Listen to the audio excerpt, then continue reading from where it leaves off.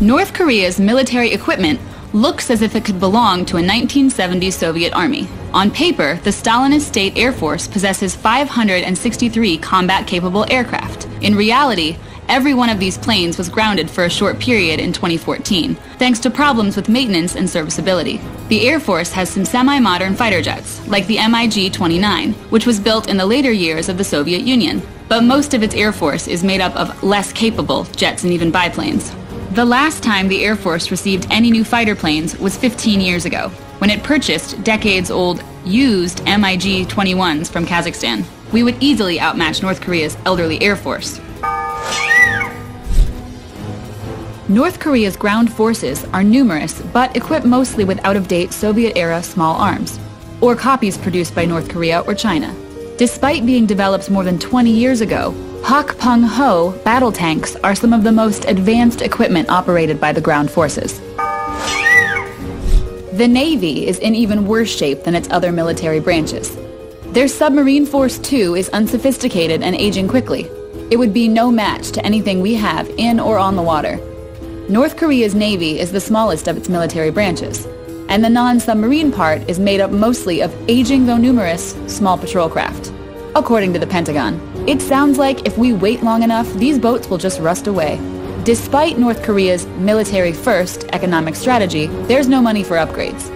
North Korea remains reliant on a predominantly obsolescent equipment inventory across all three services, is the verdict of International Institute for Strategic Studies. We would crush North Korea because their weapon arsenal is vastly outdated, which should come as no surprise, given the country is struggling to keep even the lights on. Of course, they have a lot of soldiers, but by no means does that translate into military dominance. There are 28,500 American troops permanently based in the South.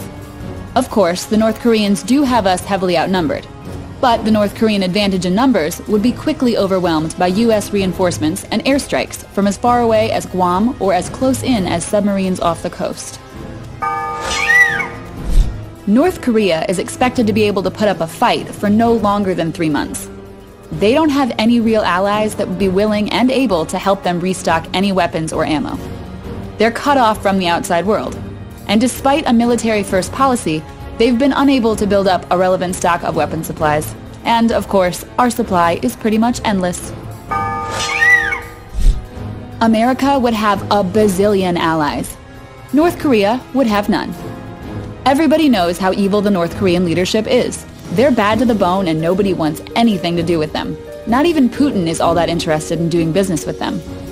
If, and that's a big if, because we wouldn't need anybody's help. But if it came to it, then it wouldn't be the US versus North Korea, it would be the world versus North Korea.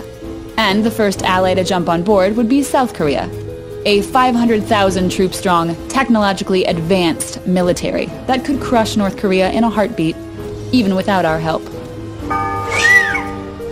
North Korea's main objective in a war, realistically, would be to make the war so painful for the US that we will not be able to pursue it till the end. But by now we've learned our lesson. Over and over, once bullets hit the fan, we will not retreat before we have wiped out the current leadership, off the face of the earth. And South Korea would help us rebuild and control what would be left of the country. Let's pray it won't come to this, but when push comes to shove, we could always use a nuclear bomb as a last resort. Again, the leadership will be long gone before this option would ever have to be considered. But if something unexpectedly happened, then we could always drop the bomb and win the war that way.